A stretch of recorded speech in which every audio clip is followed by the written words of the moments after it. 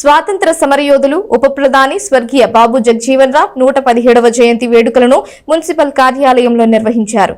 ఈ సందర్భంగా దేశానికి బడుగు బలహీన వర్గాల అభ్యున్నతికి ఆయన చేసిన కృషిని శ్లాఘించారు. తెనాలి మున్సిపల్ కార్యాలయంలో చైర్పర్సన్ తాడిపోయిన రాధికా రమేష్, కమిషనర్ బండి శేషన్న నేతృత్వంలో ప్రముఖ స్వాతంత్ర సమరయోధులు మాజీ ఉప ప్రధాని బాబు జగజ్జీవన్ రామ్ 111వ జయంతిని ఘనంగా నిర్వహించారు. తొలుత ఆయన చిత్రపటానికి పూలమాల వేసి ఘన నివాళి అర్పించారు.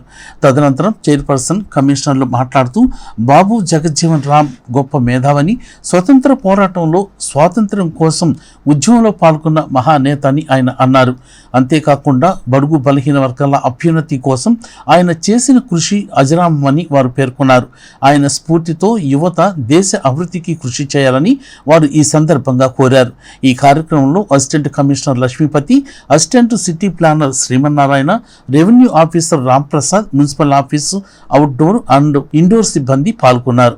ఇక్కడ మన మున్సిపాలిటీలోని ఇక్కడ బాబు జగజ్జీవన్ గారి వర్ధంతి జయంతి సందర్భంగా తెనాలి మున్సిపాలిటీలో అందరూ మా ఆఫీసర్లు కానివ్వండి, అలానే ఇక్కడ విచ్చేసిన ప్రతి ఒక్కరూ ఆయనకి ఘన నివాళులు అర్పిస్తున్నాం. అలానే ఆయన దేశంలో మన స్వతంత్రం వచ్చాక కేంద్ర ప్రభుత్వంలో ఎన్నో ఉన్నత స్థానాలు చేశారు. 50 సంవత్సరాలుగా ఆయన స్థిరస్థాయిగా ఆయన రాజకీయ పరంగా ప్రజలకు అందుబాటులో ఉంటూ ఆయన మెరుగైన సేవలు అందించారు.